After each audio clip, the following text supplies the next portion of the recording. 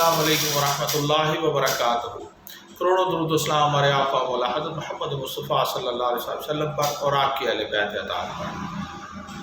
आका करीम सल्लल्लाहु अलैहि वसल्लम सहाबा इकराम के साथ एक मस्जिद नबी में तशरीफ़ फरमा होते हैं। सामने से एक सहाबी रसूल सल्लल्लाहु अलैहि वसल्लम आते हैं जिन्होंने हाथ में चप्पलें पकड़ी होती हैं और दाढ़ी मुबारक से वज़ू का पानी टपक रहा होता है। तो आका करीम फरमाते हैं जिसने एक जन्नती को देखना है इन्हें देख ले।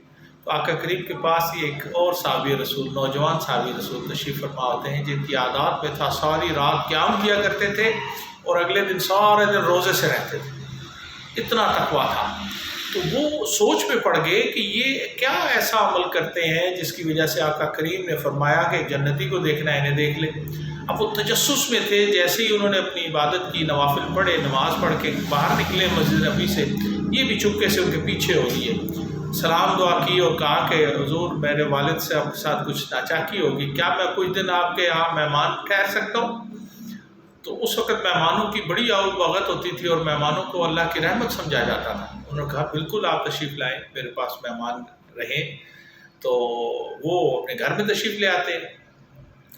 रात होती है तो ये वो साहबी रसूल जिनके बारे में आकर फरमाया था जिस जन्नती को देखना है इन्हें देख ले, वो आके बिस्तर पे लेटते हैं। तो ये अपनी चादर ऐसे सर के ऊपर रख कर एक तरफ से झांक रहे होते हैं कि मैं देखूं अब ये उठेंगे कोई इबादत करेंगे तो मैं वो देख लूँगा।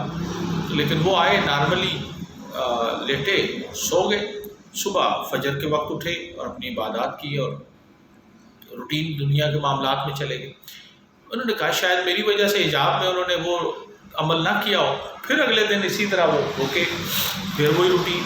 तीसरे दिन फिर वही कैफियत हुई कि शायद मेरी वजह से ना किया हो। तीसरे दिन फिर वही कैफियत कि वो नॉर्मली आए, सोए हो, अपना सुबह उठ के तहज्जुद के वक्त नमाज अदा की और तहज्जुद पढ़ा और रूटीन लाइफ में आ गए।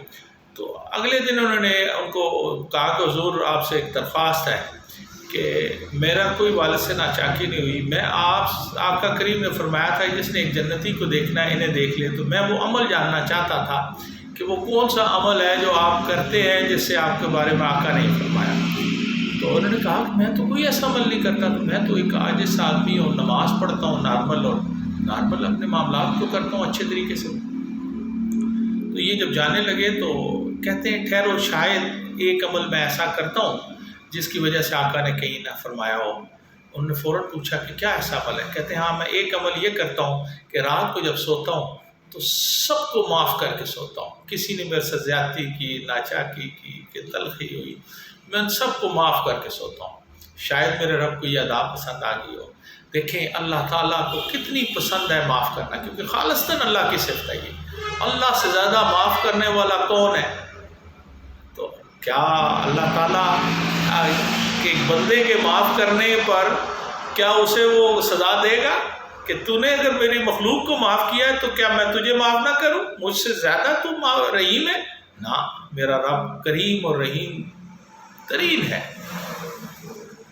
आए अपने आमाल में इसका इजाफ़ा कर लें, अपने प्यारों को, अपने नाराज़गी अगर कहीं है, मोहब्बत है, बहन भाइयों में नाचाकी है, रिश्तेदारों में नाचाकी है, किसी ने तकलीफ़ दी, किसी ने दिल आज़ारी की, अल्लाह की रज़ा के लिए उसको माफ़ करके सोया करें। ये आदत बना लें। अल्लाह ताला हम सब की ये सही को कबूल फरमाए और हमारे लिए ऐसे अमाल हमें नसीब फरमाए जिससे वो राज़ी हो जाए। आमीन या रब्बल आलमीन आमीन। अस्सलामु अलैकुम व रहमतुल्लाहि व बरकातुहू।